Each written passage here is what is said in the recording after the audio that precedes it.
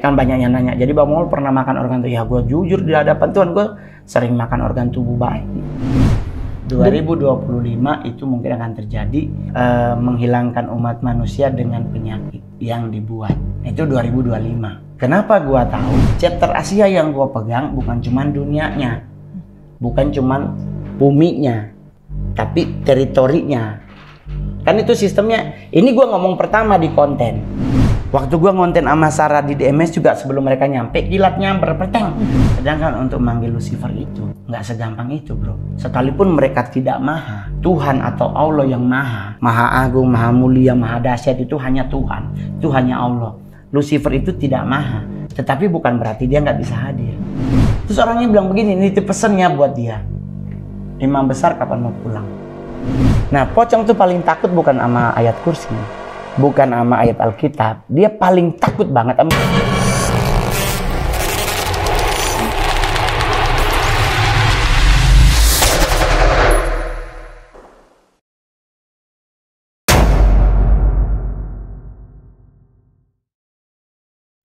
Assalamualaikum warahmatullahi wabarakatuh. Selamat tahun baru buat teman-teman nih yang selalu nungguin dan support terus channel Narasi Misteri. Selamat tahun baru 2023. Balik lagi sama gua, Randy Mulya, dan ini edisi spesial buat kalian karena kita sudah kedatangan salah seorang kalau dibilang komedian, tapi salah satu yang sisi kelam yang salah satu orang Indonesia punya, orang yang satu ini. Kita langsung aja ketemu sama orangnya.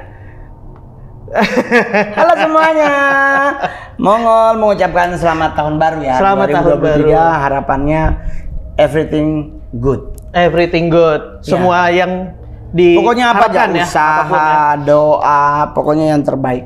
Nah, gimana Bang Mongol? Sehat? Ya, kalau gua Sehat terus rumah ya? sakit berarti nggak ngonten. Sehat selalu. Bang Mongol, nanya-nanya sedikit nih tentang Bang Mongol ini kan Kalau nanya mantan jenis kelamin gua mah Oh, jangan. gambar aja. Itu kelihatan aja gambar, boleh? Ya, foto ya kalau nggak apa-apa. Kecil gede gambarnya? Ya tergantung, kalau gambar kan tambah 5.000 dipanjangin. Gimana? Kita ngobrol-ngobrol tentang hal kelam yang Bang Mongol pernah jalanin nih. Hal kelam. Nggak ada minnya kan? Nggak ada, kelam aja. Ya, Nah, Bang Mongol ini kan mantan jenderal satanik Asia. ya, Betul ya? betul. Yang udah sering Bang Mongol banyak Ya, itu dari tahun 99 bahkan. Itu dari tahun 99? 99. Di umur berapa tuh Bang? Ya masih berondong lah bro. Oh, masih muda Kalau lah ya sekarang tahun segitu ya? Udah alot. Itu dari umur 99? Umur 99? Dari tahun 99. Dari tahun 99. Dari tahun 99 itu, dulu tahun 99 tuh majalah Tempo, majalah Gatra, majalah DNR tuh memberitakan tentang pertobatan 7 anak satanik yang bertobat. Oh. Itu diulas halaman 1 sampai halaman 9. Nah, disitulah ada salah satunya gue. Cuman waktu itu praktek demonstrasi pelepasan gue nggak join. Oh, oke. Karena ya kan gue bukan berbeda keyakinan, kita beda konsep dalam hal pembersihan mantan-mantan satanik yang bertobat. Oh, jadi banyak ini ya, banyak cara ya? Ya, banyak. Ada banyak. Kan jari aja 5, fungsinya beda-beda. Nggak mungkin jempol buat ngupil. Betul. Jadi ya udahlah, itu 5. Maksudnya konsepnya berbeda, tapi kan tujuannya sama untuk menyelamatkan. Begitu. Nah, yang nih cerita yang bakal mau di Bang Mongol ceritain nih, ini tentang ritual-ritual apa yang dijalanin ya? Oh, kirain mengajak 2000. Enggak. Nah, kita tahan dulu sebentar Bang Mongol. Buat teman-teman, lo tungguin video ini sampai habis, ditonton sampai habis. Lo bisa yang punya pengalaman juga ceritain ke Narasi Misteri, tinggal DM ke Instagramnya Narasi Misteri. Atau di komen. Atau klik link yang ada di deskripsi di bawah. Dan sepanjang video ini, jika ada sosok-sosok atau apapun yang dilihat mereka atau bisa Bang Mongol, melihat ya. ada timnya Narasi Misteri yang menggambarkan sosok tersebut. Jadi ada tim dari kita yang menggambar. Nah, kalian bisa tonton video ini sampai habis. Kita nggak usah lama-lama lagi lah. Kita langsung dengerin pengalaman dari Bang Mongol kali ini. Karena di dunia ini bukan cuma kita yang nempatin.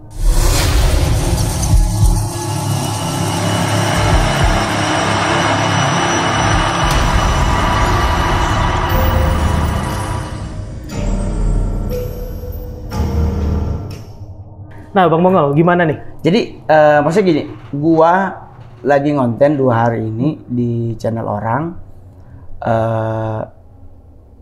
Terakhir tuh kemarin nih. Ini hari apa? Ini hari Rabu. Rabu. Hari Selasa gua ngonten di Kemang. Gua ngonten dengan seseorang yang dia mengirimkan cerita dia ke pihak-pihak tersebut, pihak konten. Dan akhirnya pihak konten tuh ngundang dia untuk jadi narasumber bersama Mongol. Dan dia sebelum berangkat tuh dia malam tuh di DM-in dan dimimpiin. Ya, ngancem, ngapain lu mau konten sama gua? Karena apa? Karena ceritanya ini? Nggak ngerti. Pokoknya orang itu seolah-olah nggak pingin dia ngonten sama gua. Tapi dia bilang nggak bisa. Gua udah dibayar. Jadi mau tidak mau gue harus ngonten. Terus orangnya bilang begini, ini pesennya buat dia. Imam besar kapan mau pulang? Imam besar? Sumpah demi Tuhan. Imam besar yang mana nih? Dia cuma bilang begitu. Imam besar kapan mau pulang? Ngomongnya suruh sampein ke gue. Suruh sampein ke Bang Mongol? Iya. Dan gue juga bingung. Maksudnya imam besar. Apa mereka mulai ngegerasak gerusuk mau ngegerandong kali ya? Karena kan gue keluar dari satanik itu dari tahun 97. Gue 97 out, 2 tahun gue dalam tanah. Konsep dalam tanah itu adalah konsep gue belajar. Karena gue masuknya ke Kristen. Otomatis gue harus melewati mungkin kalau fase agama Islam itu ruqyah. Pembersihan, pemberesan, penyucian. Nah kalau kami di agama Kristen namanya pelepasan. Jadi gue harus belajar. Kalau di agama Muslim mungkin termasuk di saat proses ruqyah itu kan di agama Islam kan juga dilanjutin dengan tadarusan. Lu ngatamin Al-Quran. Nah gue juga di agama Mongol pas gue ketangkep jadi Kristen, gue selain pelepasan gue belajar Alkitab, baca Alkitab setiap hari. Jadi momen-momen itulah momen yang paling luar biasa dalam hidup. 2 tahun itu gue tidak keluar dari kompleks rumah, gue hanya ada di dalam rumah itu. Jadi gue setiap hari diperhadapkan dengan diingatkan untuk jangan lupa berdoa, jangan lupa baca Alkitab. Dari situlah iman gue bertumbuh. Nah di saat gue bergabung di dunia satanik ini lagi ada banyak cabang, ada banyak induk. Jadi satanik yang gue ikuti adalah satanik yang menyatakan diri satanik sebagai Lord of All. Ada yang menyatakan diri Baphomet sebagai Lord of All. Ada yang menyatakan diri Lucifer sebagai Lord of All. Tetapi induk kalau di kita itu adalah Satan sebagai Lord of All. Karena Lucifer itu Lord of Lust. Lucifer itu adalah lust, pokoknya hawa nafsu itu ada di dia. Nah itu yang gue prediksikan kemarin di YouTube gue bahwa 2023 until ujung 2024 itu akan kita berhadapan dengan sakit yang berhubungan dengan lust.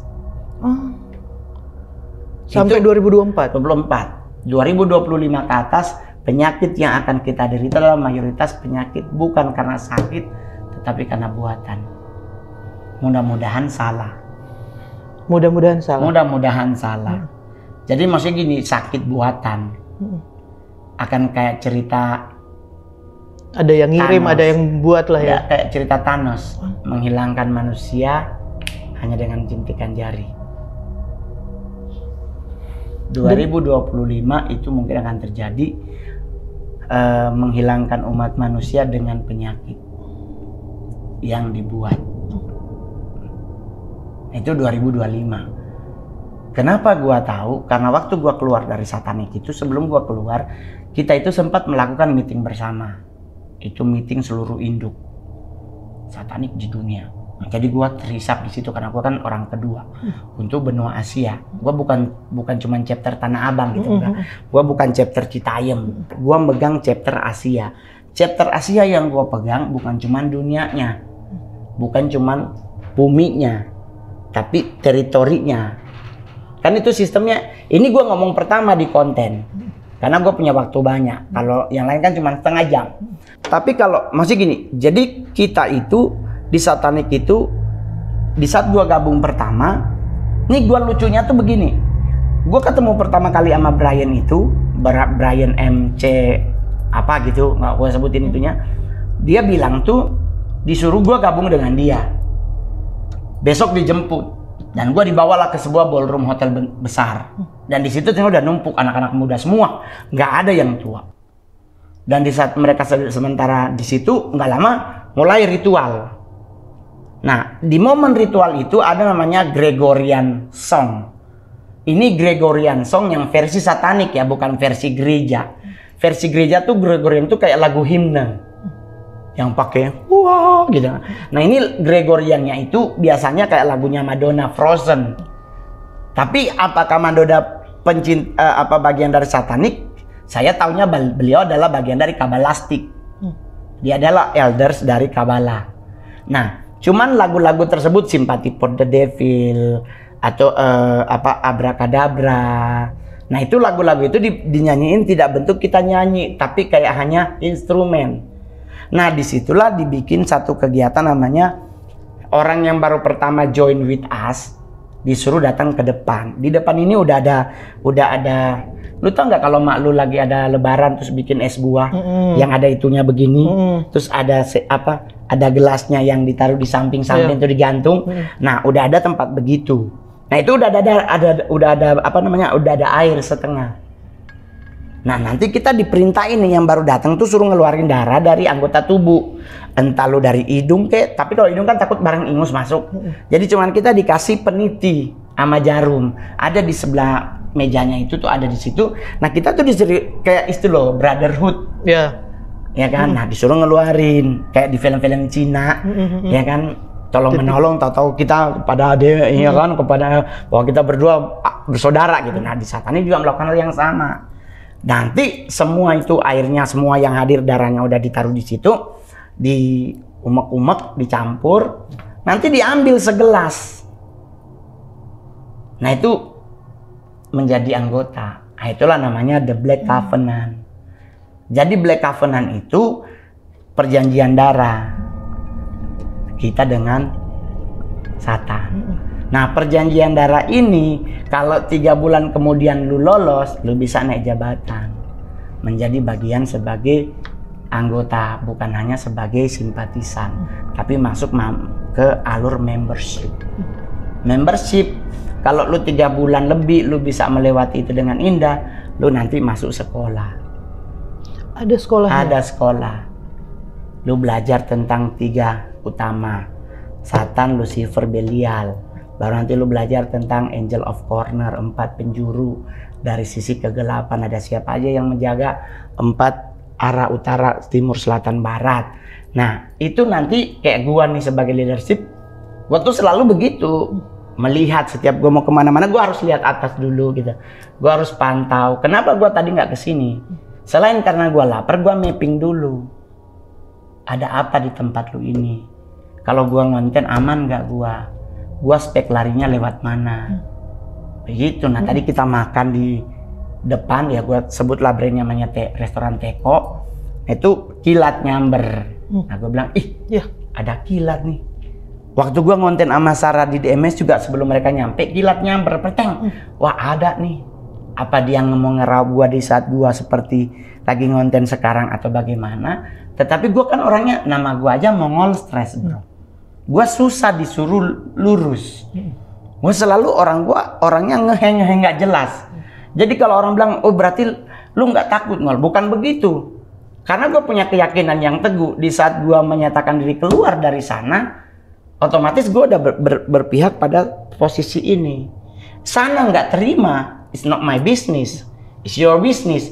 Jadi di saat ritual itu tentang musik, tentang perjamuan kudus yang minum darah tadi.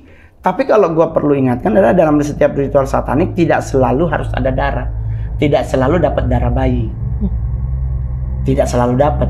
Kadang darah binatang yang dijadiin. Tetapi kenapa diminumnya enak? Karena dicampurin essence.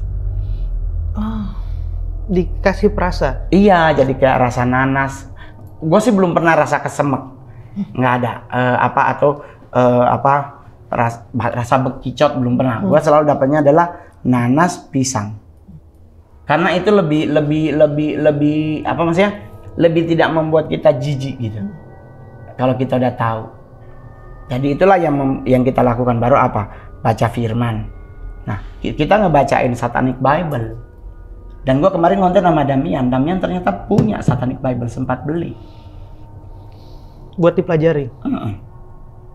Nah, kalau sekarang kan banyak nih orang-orang yang kayak ini, lu narasi misteri.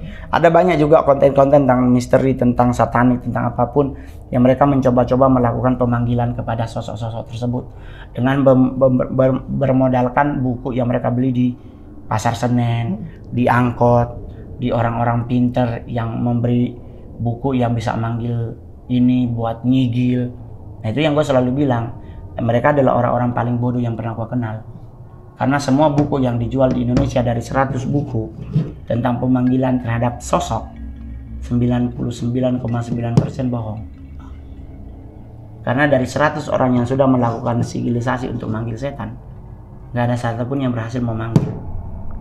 Yang mereka panggil hanya ordonya, hanya legionnya. Tetap ada yang datang? Datang, tapi legionnya. Tapi mereka mengklaim Lucifernya yang datang. Sedangkan untuk manggil Lucifer itu nggak segampang itu, bro. Sekalipun mereka tidak maha, Tuhan atau Allah yang maha agung, maha mulia, maha dahsyat itu hanya Tuhan. Itu hanya Allah.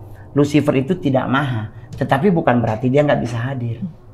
Untuk menghadirkan Lucifer, dia butuh yang namanya benda. Harus ada benda ini, ada benda ini, ada benda ini, ada benda ini harus disiapin. Baru doanya. Kan sekarang ini ada dijual kan bukan itu doanya. Lu manggil Lucifer ternyata Behemoth yang lu panggil.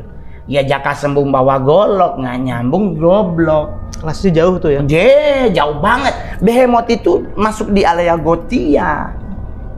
The Nine Lords itu masuknya ke dia yang paling tinggi, 9 penguasa utama dengan 4 corner, 4 sudut.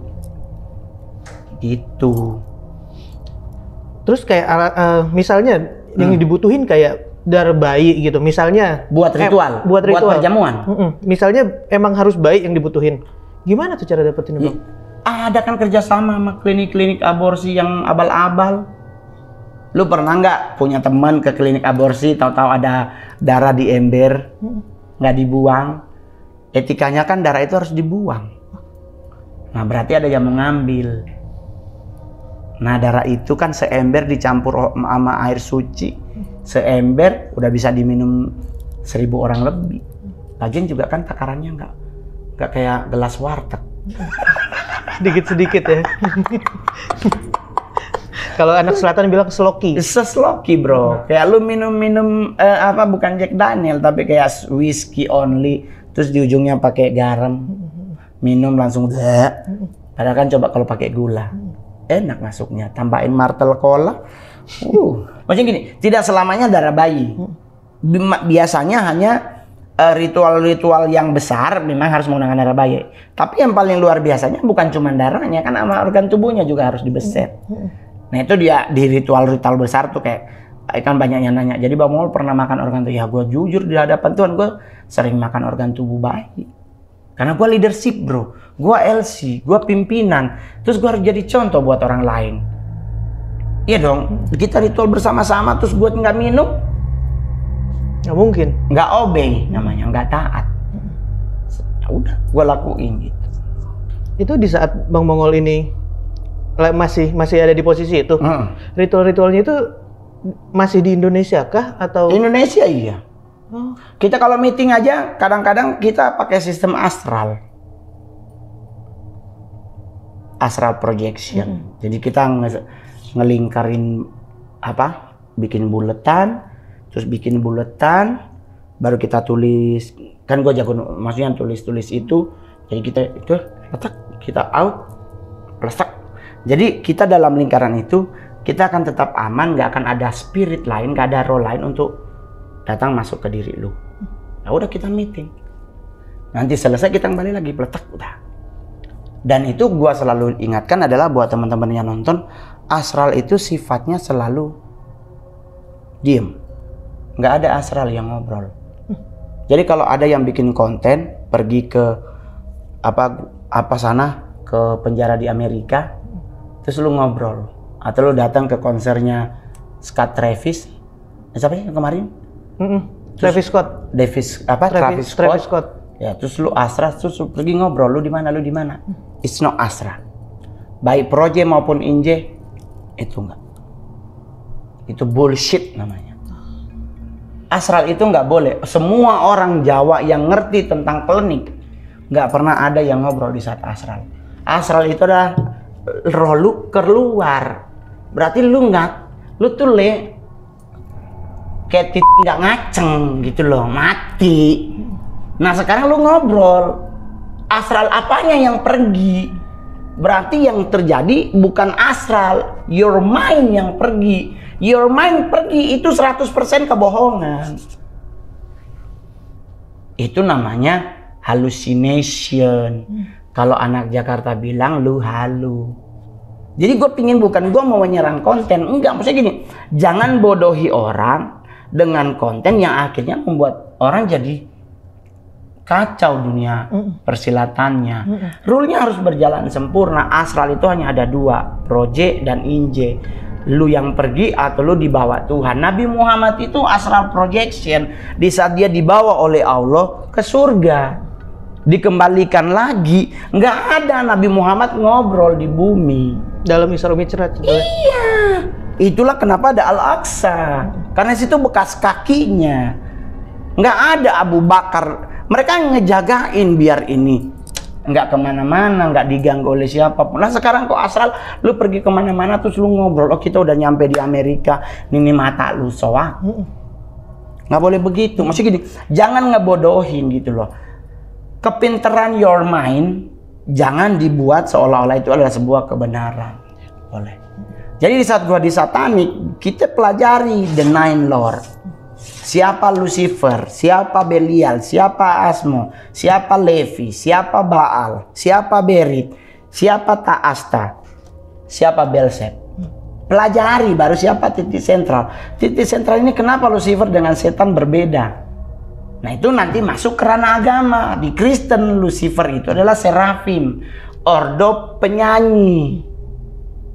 Otomatis siapa Satan? Dia ada archangel, seleting sama siapa? Mikael. Begitu. Kenapa? Karena dia ini adalah penguasa. Ini hanya orang altar. Jadi kalau Lucifer dianggap sebagai orang yang sama dengan Satan, you're so stupid. Karena di Alkitab juga terang-terangan bro. Ayub 2 ayat 2. Allah sedang duduk di taktanya, lewatlah iblis. Dipanggil sama bos besar, sini lu. Dari mana lu? Iblisnya ngomong, gua baru habis keliling bumi. Lucifer nggak boleh ninggalin takhta. Dia harus diam di tempat. Dia harus ada di situ. Nah ini nggak mungkin Lucifer. Matius 4:1-11. Yesus dicobai di padang gurun. Nggak mungkin Lucifer datang ngambil Yesus dipindahin ke padang gurun dari hubungan bait Allah. No, jadi maksudnya gini, perbedaan itu perbedaan yang sama juga dengan Muslim. Kan ada beda, ada Israfil beda dengan Mungkar, beda dengan dia ada 9, beda DP tugas, beda siapa yang niupin, siapa yang backup, tugasnya masing-masing. Siapa yang nunggu di depan jalan. Malaikat maut itu selalu nunggu depan jalan. Nggak pernah malaikat maut itu udah di belakang, karena malaikat maut tidak membokong, tetapi dia menunggu. Oleh sebab itu kenapa kita hidupnya harus lurus? Karena ada dia di sana nunggu nih. Lu meleng dikit, kelar hidup lu. Dicaplok. Oleh sebab itu kalau lu lagi jalan nunduklah. Kenapa kita nggak boleh nengada begini? Karena itu orang sombong. Orang sombong cak. Malaikat maut ujung muka habis. Tapi kalau lu jalannya nunduk, lu bisa puter balik. Selamat, nggak jadi mati kan lu melindar. Jadi kayak begitu. Nah di dunia satanik juga berlaku hal sama. Teritorinya diurus. Gua kalau sananya gua sebagai leadership komite, gua megang area teritori, gua megang area demonik, gua megang atas bawah dengan hierarki pemerintah, penguasa, roja evil spirit di atas. Baru atasnya paling atas sudah satanik. Baru gua harus ngembat ke bawah. Malaikat jurang maut hanya 1 level, tapi dia tingkatannya ada 7. Lu yang berdosa, yang dosa seks ada di lantai berapa? Penyisaannya ini lantai berapa? Bosnya siapa namanya? Itu namanya kan Apollyon atau Abaddon. Sebagai malaikat jurang maut. Baru di atas kita harus pelajari. Nanti kita hierarkinya begini teritori. Berarti teritori Pulau Jawa ada Nyi Roro Kidul, ada identik dengan Blorong, Gunung Merapi ada, Semeru ada, Bali ada, Soputan ada. Siapa penguasa? Nah itu areanya teritori. Di atas teritori itu baru namanya udah pemerintah. Pemerintah berarti kan otomatis kingdomnya ada ke atas. Induknya tetap paling atas, 9 itu. Tapi kayak misalnya Bebek Gombel. Ya, yang itu seperti itu. Teritori. Lagian lu takut. Indonesia itu negara besar, tetapi setannya cacat. Setannya cacat. Cacat, difabel setan Indonesia. Suster ngesot. Ya kan? Pocong lompat-lompat. Bebek Gombel bolong. Kuntilanak nangkring. Tapi Semua kayak masa kecil kurang bahagia. Itu kan buat orang yang emang sudah terbiasa nih, Bang. Ya itu sekarang gue tanya, lu takut sama pocong, apa yang ditakutin orang tangannya diikat? Kan dia nggak ada tanduk. Iya, betul. Nah terus ngapa lu takut? Karena gue nggak pernah yang Lu takut apa siapa? Suster ngesot. Tadi aja ngesot, lu jalan cepet dia nggak bisa lewat, nggak bisa nyerang. Ini saya ngesot nih. Rumah sakit Koja Tanjung Priuk, mau nakutin orang jalan Warakas, dia nyebrang. Nggak mungkin nyebrang, kan kontainer lalu lalang. Nah, tapi ini buat orang awam ya. Buat orang awam, kan di saat ada sosok-sosok seperti mereka, badan ini kan merinding dan lain-lain. Kayak gitu masalahnya. Itu kan wajar lah. Namanya kan ada eksistensi seseorang yang berbeda dari dunia kita mempengaruhi kita. Otomatis kan ya bulu kuduk ngaceng. Sorry, ngaceng itu bukan bahasa porno loh, bro. Ngaceng itu bahasa berdiri, itu bahasa gaul. Karena bahasa Inggrisnya stand up, Indonesianya berdiri, gaulnya ngaceng. Jadi kalau stand up komedi dipakai bahasa gaul, jadi ngaceng komedi gitu loh. Jadi jangan selalu identik dengan bokep-bokepan lu, enggak, itu ngaceng. Pasti berdiri. Itu wajar karena ada alur dimensi lain behind lu, beside lu. Cuman pikiran orang aja nih, kalau dia ngaceng pasti ke porno ya. Oh, seringan nonton bokep itu berarti. Tapi sosok-sosok ini yang paling sering orang awam ini lihat dan Kunti. Rasain. Di Indonesia paling banyak katanya sudah ada survei sih. Yang paling sering muncul adalah kuntilanak. Ya kan, suster ngesot nggak mungkin karena pasti ada di rumah sakit doang. Ya kan. Nah, yang paling sering itu kunti sama pocong. Paling banyak. Iya. Ada bahkan di Keramat Sentiong tuh orang sampai nggak mau lewat situ karena ada kunti di atas pohon. Mereka rela lo muter lewat lewat Paseban. Nah, gua kan dedek gitu loh, maksudnya 2 kilo lu muter cuma gara-gara gua datengin pohonnya, gua teriakin, lu turun nggak lu? Gua bilang setan, gua pakai bahasa Betawi kan, setan anjing lu, turun lu. Itu pocong lo bentak-bentak, Bang ya? Ya Allah, masanya gini, bro, kalau perempuan naik pohon wajar nggak lu turunin? Iya, kayak perempuan PA, lu tuh main bekel kek, lompat tali, lalu nangkring di atas mau ngapain? Lu nggak malu celana dalam kelihatan? Jadi mesti gini. Mana bajunya daster? Nah, putih lagi. Itu yang gua bilang. Setan Indonesia itu nggak ada yang pakai jas. Semua kain kafan. Nah, kain kafan itu 3.000 per meter. Berarti setan kita kaum duafa semua. Kalau luar negeri mohon maaf pakai jas. Ada senso, ada kapak, ada panah, ada belati, ada pisau. Wajar kalau kita takut, pisau ditarik colok kita mati. Lah kita difabel. Ini suster ngesot lagi ngesot-ngesot, lu lari paling dia teriak, "Bang, jangan buru-buru, capek gue." Dia kalau nyebrang nih, pasti sampai rumah kakinya beset. Betadin dong, Bang, rusak nih paha gue nih. Kena aspal. Lah aspal Jakarta pasti ada beling, paku, ya kan, pecahan botol, pecahan gelas. Jadi maksud gini, gue pingin ngajarin orang-orang bahwa melewati hidup tuh jangan selalu apa-apa tuh setan. Yang mungkin karena lu yang malas, mungkin karena mata lu nggak fokus di jalan, terus lu selalu salahin, wah ini ada setan. Apalagi gua sama agama gua Kristen, dikit-dikit ini pasti serangan dari roh jahat. Mata lu, tangan lu nggak lap, lu colok, kesetrum, bukan setan, air. Jadi maksudnya jangan, itu setan kalau sakit hati dia paling, oh gua lagi sih ya Allah, gua nggak salah loh. Jadi maksudnya gini, logik aja, karena di satanik pun logik, bro. Itu logik ya? Logik. Satanik juga tahu kok. Cuman satanik itu selalu ngembat. Kenapa dia ngembat orang pinter? Lu kan muslim. Di Al-Quran Nabi Muhammad kuliah apa enggak? Enggak. Dibilangnya dia nggak sekolah kan? Kalau orang nggak sekolah, dia hidupnya benar berharap sama Allah. Dia percaya mujizat. Kalau orang pinter, makin pinter otaknya makin geser. Ini di kerangka ini. Padahal kita tuh nggak usah ribet. Semuanya sambungin tuh ya? Yoi, ada temen gue saking pinternya masuk rumah, dia bilang begini, Ngol, AC lu 1 PK ya? Ini kan kumparannya begini. Gue bilang, goblok ngapain lu ngurusin AC? Biarin aja nyala. Iya udah nyala kok. Lu kalau mikirnya beli aja, ada kok di Kolombia di 12 bulan kan. Maksudnya hidup tuh santai aja, nggak usah salah. Ini begini, Ngol, hati-hati lo gini. Enggak, gue mau nyantai-nyantai aja, Bro. Gue nggak pernah mau mumet di gereja setan. Gue hidup gue udah mumet. Udah mumet. Kalau cuman ngurusin setan, lu nonton aja semua konten gue kalau penelusuran. Gue selalu bawa tongkat. Ya. Bukan karena gue takut. Preparing kalau dia ngerauk, gue sabet. Kemarin gue ngonten sama Sarah. Gue ngelempar ular di atas eskalator, tongkatnya hilang.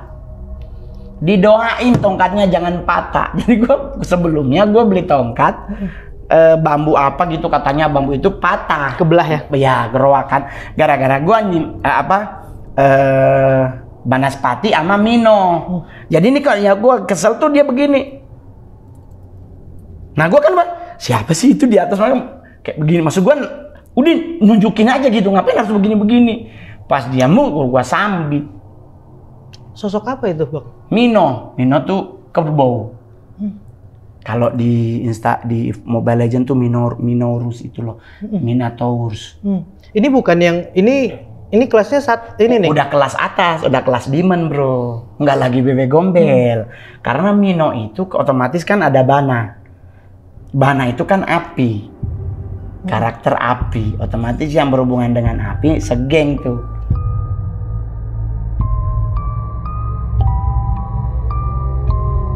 Dah gua sambit peletak. Gua cari-cari tongkat gue kan, ya pecah. Ya kan? Nah, gua ajak Wisnu ke pojokan, dia gambar, gua jagain pokoknya. Gambar semuanya. Wisnu naik level. Dari yang sebelumnya dia bisa ngegambar wewe gombel, sekarang dia ngegambarnya ke Mino. Nah, sudah nih. Kemarin gua suruh lagi manajer Mongol sama Brili ke RB. Rawa Bening. Ya ngapain gua beli tongkat mahal-mahal di Plaza Indonesia gitu. Rawa Bening aja 10.000, 100.000 masih bisa kedip. Yang penting foto kan. Belilah. Didoain sama engkong-engkong yang semua sampai ininya putih. Asyaya percaya ini nggak akan pernah patah lagi. Amin, udah dikasih. Nggak patah tapi hilang. Jadi gue orangnya begitu. Kenapa gue selalu megang tongkat? Karena gue buat nyambit. Hilangnya hilang kenapa nih? Gue nyambit ular, dicari-cari berdua nggak ketemu sampai kita pulang. Diambil sama ular itu? Nggak tahu. Ini nggak ada aja udah? Nggak ada. Kalaupun diambil yang buat kayu bakar kali ular. Ini kalau sosok ularnya ini masih sosok ular yang di taraf apa nih, Bang? Udah di atas hierarki, udah di atas teritori. Teritori ini yang tadi Pocong dan kawan-kawan tuh ya? Indonesia kan kalau mau nyari kaya lu selalu ke siapa? Katanya kan ke Blorong kan? Gua berapa kali nanya orang tentang Nyi Blorong. Nyi Blorong itu katanya yang memberi kekayaan dengan memberi sisik ulernya. Katanya kan kalau dia suka sama orang, jampe-jampenya, sesajinya oke kan dia ngasih sisik ular katanya kan? Nah sekarang jumlah penduduk Jakarta ada 2 juta berapa? 2 juta taruhlah sekian 2 lah. Ya 2,5 juta lah. 10%-nya ke Blorong. Terus dikasih sisik ular. 20. Botak goblok Blorongnya. Udah nggak ada sisik diganti. Telanjang tuh. udah jadi belut Blorongnya, bukan jadi ular. Lu bisa bayangin kan? Licin tuh. Dia udah nggak bisa lewat semak-semak, ada paku tetanus. Bawahnya udah perih tuh lewat tuh. Udah gerak itu, bukan jadi betadin lagi, udah yodium. Ini konten apa sih? Gue jadinya tadi harusnya horor jadi ngakak. Karena gue pingin, masih gini bro, gue pingin setiap orang menghadapi hidup tuh jangan selalu serba ketakutan. Satanik boleh ada, tapi kan Allah juga ngejanjiin kita hidup bahagia kan? Tuhan juga ngejanjiin kita akan menjaga anak-anaknya kan? So kenapa lu harus terlalu berlebihan ketakutannya? Kalau lu punya indera keenam, lakukan indera keenam lu itu ke hal-hal yang baik. Tapi bang, gue punya anak nih baru umur 7 tahun. Udah indigo bang. Lah udah berarti tuntun ke arah yang benar. Kalau lu agamanya Islam, ajaklah anaknya rajin sholat. Perbaharui matanya yang sebelumnya ngelihat oknum di kuburan yang jenggotnya abut-abutan, sekarang bawa ke masjid dengan melihat apa? Perlihatkan tentang jin muslim, perlihatkan tentang sesuatu yang berwarna putih. Jadi kita nggak ketakutan, enggak lah. Gue maunya begitu, jangan selalu lu punya indigo ke kuburan. Lu mau ngapain ketemu sama kakek-kakek potong lehernya putus nggak ada gitu. Bawa ke masjid. Masjid itu kita kalau punya indigo itu kita keren tuh, bisa melihat orang lagi sholat husuk, ternyata dia ada jin muslim 2 ikut sholat di belakangnya. Lu ke gereja, lu bisa melihat malaikat Tuhan ikut bernyanyi di saat pujian penyembahan. Ke tempat-tempat begitu, ngapain sih datang ke ruko-ruko orang terus lu ngaku-ngaku di ruko ini ada yang ngirim belang, nah terus akhirnya bilang 20 juta buat ngusirin. Ya Allah, mendingan lu bawa duit 20 juta ke panti asuhan, 100 anak yatim piatu di dalam, 1 aja doanya dijabah sama Allah, ruko itu seumur hidup akan bahagia. Ngapain ngasih orang-orang yang gak waras? Mending lu pergi ke ambasador beli cincin 20 gram, tiap jalan lu gini. Butuh tinggal jual. Iya, jadi maksudnya gini, logical itu harus main. Jangan selalu, ini ada ini. Itu pasti ada bro, pasti ada. Tetapi tidak. Dan emang ada ya? Tapi nggak sampai harus ngeluarin duit 20 juta. Mending 20 juta itu dijadiin modal. Ngusir begituan kiriman orang. Nih, contoh nih, lu punya usaha dagang. Lu orang Padang, lu pasti jago dagang. Lu buka restoran atau lu buka rumah makan. Rumah makan gua kurang laku. Ada yang ngirim nih bro. Oke. Lu percayain aja, tapi nggak boleh lu imani. Hanya sebatas percaya, oke, tapi jangan lu pegang teguh, lu imani. Oh iya bener ada orang. No, gimana caranya bang biar usaha gua tetap lancar? Nggak usah manggil orang, nggak usah manggil orang-orang pinter yang konon kabarnya pinter. Lu ajak bini lu ajak orang kerja. Yuk kita bersihin rumah makan kita. Mungkin ada yang naruh. Ya kan? Lu bersihin, mau konsep mana? Dari dalam keluar disapu atau dari luar ke dalam disapu? Apa yang perlu lakuin? Ngepel. Sambil lu ngepel, lu bacain ayat kursi. Sambil ngepel, lu kasih doa buat Nabi Muhammad dan keluarganya, Al-Fatihah. Lu bersihin jendela. Baru air yang bekas lu ngepel, lu buang keluar.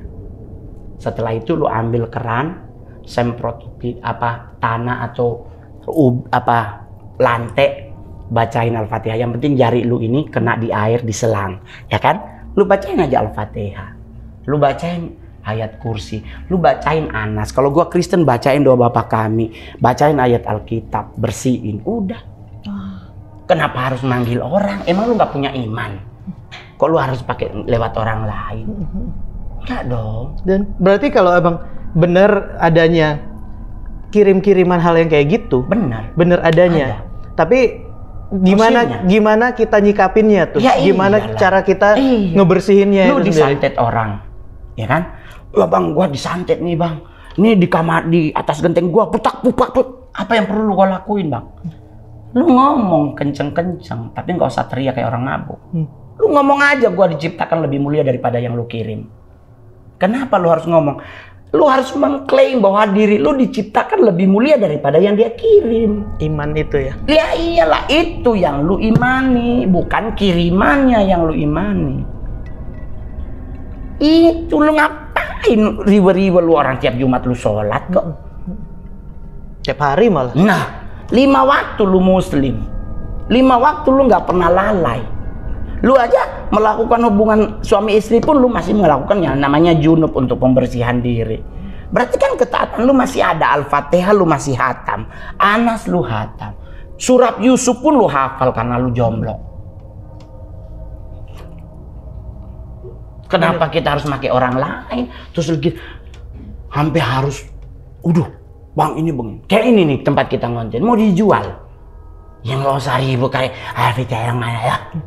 Telepon Mongol juga kita ajak makan aman. Kalau memang belum laku, berarti mungkin Tuhan tahu, mungkin Allah tahu yang punya rumah ini duitnya masih cukup. Nah kan takut ini rumah dijual terus dia punya duit banyak, akhirnya rumah lupa sama Tuhan, lupa sama Allah, kan bisa. Manusia tuh kalau makin banyak duit kan lupa sama pesan pencipta. Berarti semuanya hal-hal mistis, hal-hal gaib ini bener adanya, ada itu bener. Bener Balik adanya, lagi sama kitanya ya. Boleh dipercaya, nggak boleh diimani. Terus kalau ngusir juga nggak harus mumet. Gua tanya sama Giring Niji, kita syuting di IKN, panas banget. Gua panggilin awan buat nutupin matahari. Tanya Giring masih hidup. Panggil awan, Nutupin matahari. Gua nyigil pelentang. Gua tutupin dulu gua. pakai sigil tuh. Iya. Nulis. Ada cari apa? Cari dahan pohon. Dah, tulisin sing. Dia datang. Teriak lah. Cuman 2 jam. Di Sanger lebih parah sama tim dari yang buat film. Kita turun dari motoin tempat mak gua di Pasung, kuburnya mak gua, kita pulang ke bawah mau naik kapal. Tahu badai. Itu depan kita tuh restonya udah pada keangkat semua, kursi udah kemana-mana, patah-patah pun udah. Tinggal kita udah goyang. Orangnya ngomong, aduh ini kalau tak angka ini genteng. Aduh mau lari ke mana tuh orang. Udah gua ke dapur. Gua nyari gelas, gua minta garam. Gua lihat, oh ada yang nangkring di atas. Nah, ini kan kalau genteng ujungnya yang buat air ditaruh kan, gua taruh gelasnya di bawah. Gua Itu taruh. sosok apa tuh bang? Yang Ya, nangkring? udah di atas, udah nggak lagi teritori, Oh, udah oke. atas. Ya gua bilang, tukerannya, gua taruh garamnya. Tukeran. Udah. Hujannya berhenti. 4 orangnya masih hidup, lu boleh wawancara kalau nggak percaya. Baru masih ada hujan kan, hujan berhenti, angin masih ada. Purr, gitu. Gua minta gula setengah sendok. Tukerannya dosa bohong, berhenti hujan, berhenti angin. Ngapain gua manggil orang?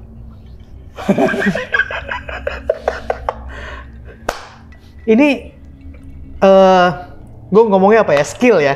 Enggak juga bro. Nah maksudnya berkat yang zaman dulunya pas di satanik kah atau hal lain? Satanik nggak pernah ngajarin begitu. Oh ini hal lain ya? Cuman gua tahu kan, maksudnya gini, lu gabung dengan satanik, lu pasti tahu dong kelemahannya pocong.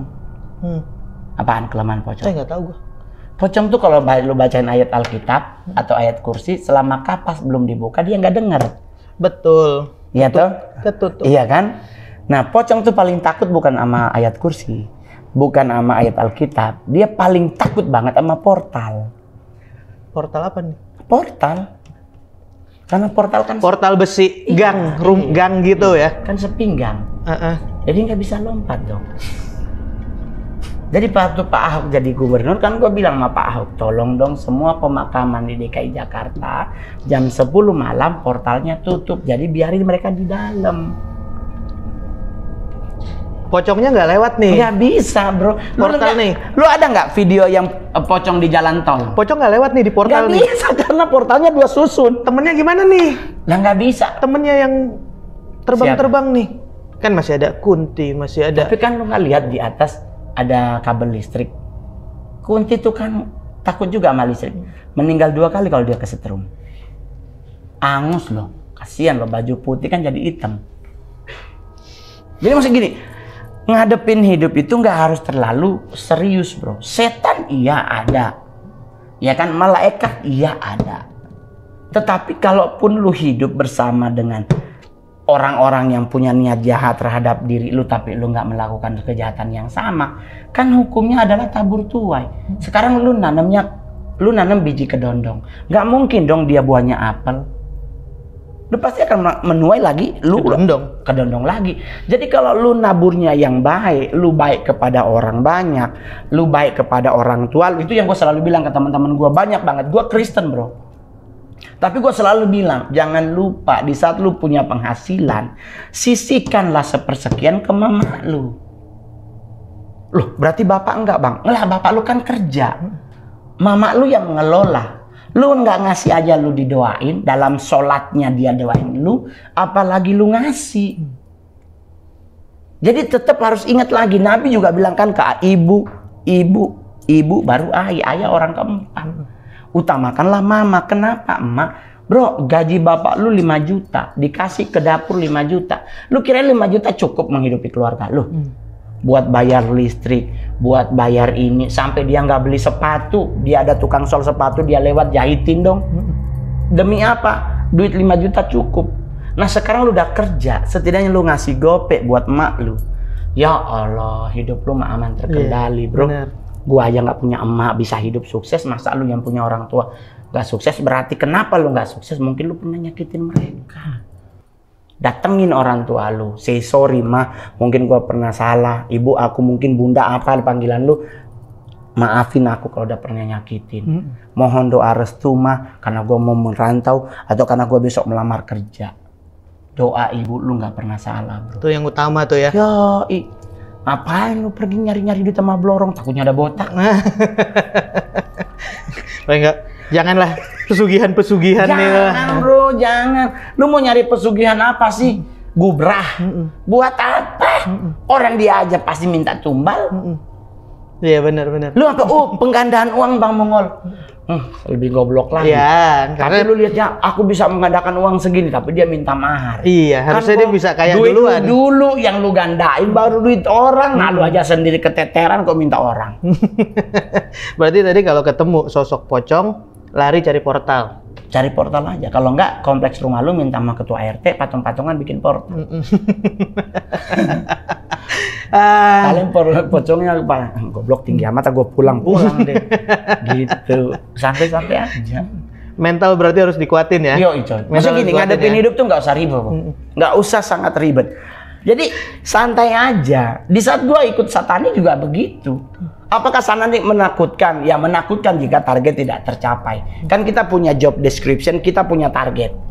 Apa yang harus gue lakuin? Ini contoh nih, gue harus mau masuk Garut buat nyari anggota gitu. Apa yang harus gue lakuin? Atau gue harus mau masuk Bandung nih? Apa yang gue harus lakuin untuk di Bandung gue bisa bercokol gitu? Ya kita nggak ke orangnya bro, kita ke teritorinya. Teritori apa yang paling besar di Jawa Barat? Las, ada nggak? Keras kepala, ada nggak? Karakter-karakter wilayah itu kita mapping. Oke, berarti Las, tang. Udah. Kita tawarin yang namanya selangkangan. Secara spiritual terjadi. Nah, bagaimana caranya kita membuat daerah kita yang udah negatif tentang itu? Ya udah, mendekat kepada Tuhan. Ketemu teman-teman mungkin di jalanan lagi jual diri gitu, jangan dipukul. Lu nongkrong bareng sama mereka, lu cerita tentang hidup. Gua dulu belangsak, gua dulu begini-begini, tapi sejak gua mengenal Gusti Allah, sejak gua ngerasain kasih sayangnya, gua bisa begini.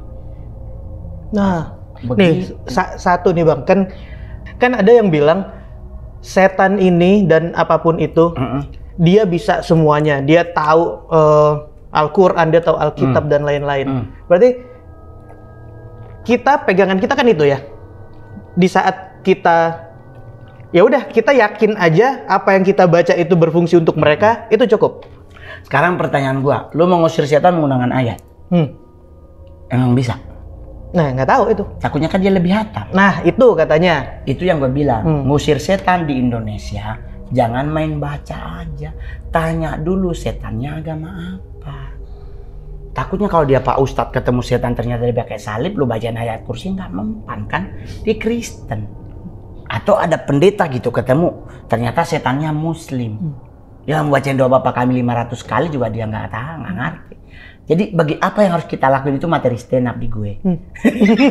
Tapi apa yang kita harus lakukan adalah pertebal iman, bro. Nah, balik lagi sini ya. Ke diri, bro.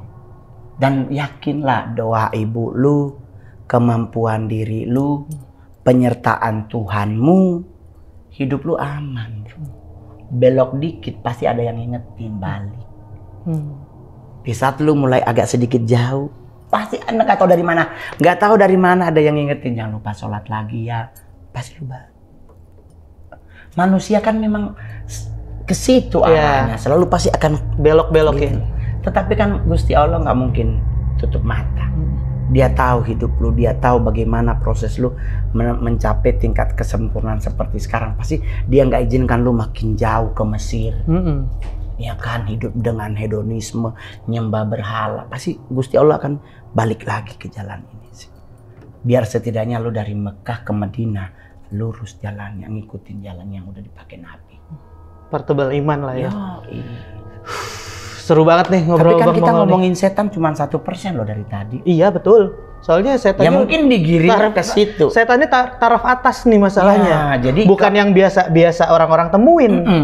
Atau seandainya contoh nih, masyarakat kadang kan kalau di rumah suka dateng apa gitu, katanya ini pasti kiriman gitu. Nah, apa yang lu harus lakuin? Pateni. Tapi jangan pakai sandal. Pateni ini apa nih? Bunuh. Oh. Taruhnya di api. Taruhin garam. Datang. Kenapa garam? Garam itu sifatnya penetral. Kalau lu nggak mau bunuh ya lepas lagi. Tapi sambil ngomong, gua balikin ya. Gitu. Nggak usah ya. Aduh, nggak mata lu soak.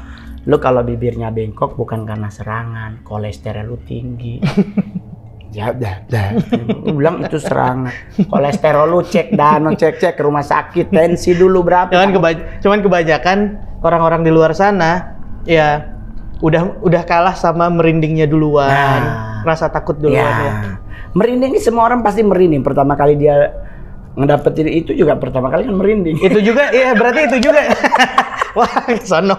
Berarti itu juga yang dialamin sama anak Indigo karena dia ini udah dari awal pelan-pelan tahu. Di saat udah gede ya Indigo ini biasa aja karena udah jadi makanan sehari-hari. Iya. Bedanya sama orang yang nggak Indigo. Iya, Indigo ya. Yang masih baru, masih gini. Indigo itu kan ada memang dari kecil, tapi ada yang udah dapet di saat besar. Nah, perbedaannya kalau orang yang udah dapat di saat dia besar, dia tidak learning, langsung dia merasakan tuh itu namanya panik. Nah, itu harus diajari. Diajarinya bagaimana itu tadi, kalau di agamanya Kristen bawa ke gereja. Di agamanya Muslim ya ajak sholat. Nggak masalah dengan Indigo, tapi tetap dipupuk dengan jalur yang lurus ya. Nggak ada masalah lu bisa baca tarot, nggak ada masalah lu bisa baca garis tangan, nggak ada masalah, tetapi jangan pernah memberi statement bahwa itu udah sebuah kebenaran. Kebenaran itu hanya Al-Quran, kebenaran itu hanya Alkitab, kebenaran itu hanya Nabi Muhammad, kebenaran itu hanya Yesus Kristus kalau menurut agama. Ya. Ramalan itu hanya dari kata ramal. Ramal itu kalau dibalik jadi lamar, otomatis untuk melamar harus ada mahar, seserahannya. Wah, seru banget. Sempurna kalau seserahannya ada. Iya, betul. Tetapi permasalahannya apakah seserahan itu diterima atau tidak? Takutnya yang nerima yang ngeramal. Atau yang ngeramal udah punya gelang emas 60 gram. Katanya buat setan. Nah, setan lu suka pakai emas kan, goblok, orang dia yang tahu di mana tempat emas. Ternyata setannya manusia. Jadi buat yang nonton ini adalah masih gini, kembali lagi pertebal iman.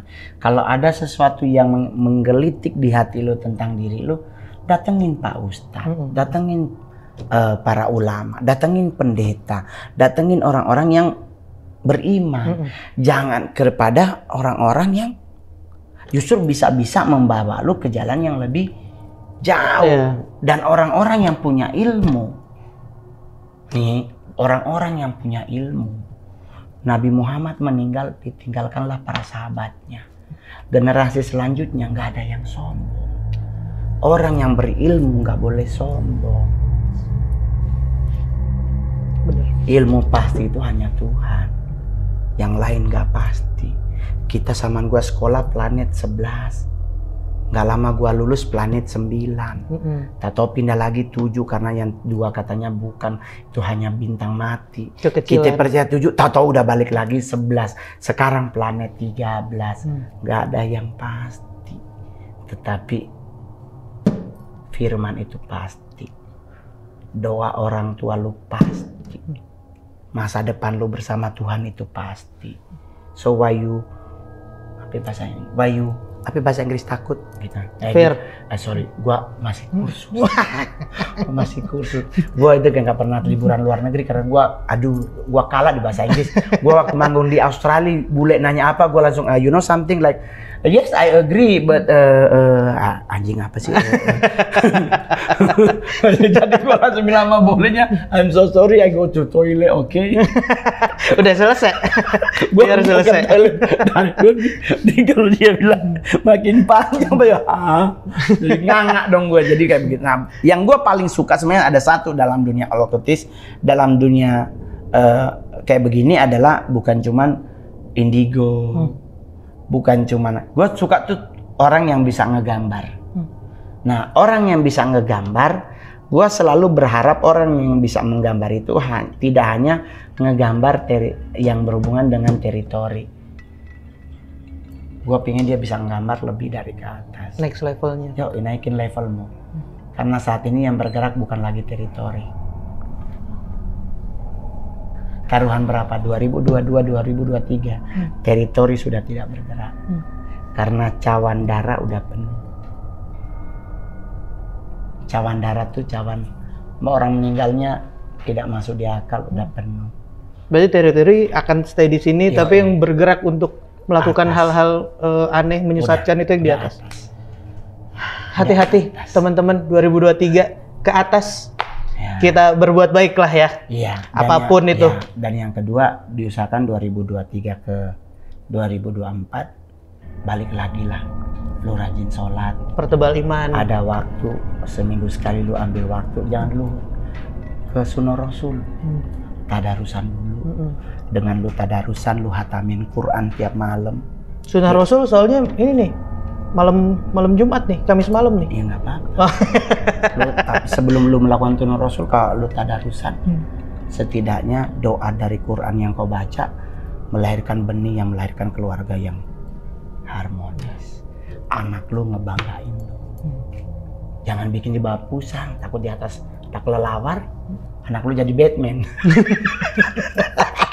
Terbang, kalau nggak jadi kecoa. Iya. Jadi kayak begitu aja. Nanti kalau ada lagi yang lain-lain, undang aja nggak apa-apa. Karena buat gua pengen share berbagi bahwa kita tuh nggak usah terlalu takut berlebihan. Santai-santai aja. Gua takut kalau gua ada rasa pipis terus nggak ketemu toilet. Itu gua tensin banget kalau gua pipis celana. Ya karena usia 40 lebih udah otomatis udah mulai longgar. Takutnya ngeblas aja ya, nggak ketahan. Aduh. Jadi yang penting bahagia-bahagia aja. Terus tidak semua hal yang namanya misteri itu selalu mengarah kepada kejahatan. Atau mengarah kepada pertumpahan darah atau mati. Enggak. Ada saatnya kita belajar tentang misteri hanya untuk sebatas pengetahuan itu oke. Tapi untuk kita imani nggak boleh. Itu aja lah. Bang Mongo, sekali lagi terima kasih banyak ya. Udah mau main ke sini. Sama-sama. Nah, buat teman-teman kalian yang punya pengalaman juga bisa banget ceritain ke Narasi Misteri, DM aja ke Instagramnya Narasi Misteri atau klik link yang ada di deskripsi di bawah. Oke. Ya udah kalau gitu kita pamit. Jangan lupa subscribe ya. Jangan lupa subscribe. Dadah. Share, like juga. Bye. Lonceng. Lonceng notifikasi. Bye. Swadichan. Karena di dunia ini bukan cuma kita yang nempatin.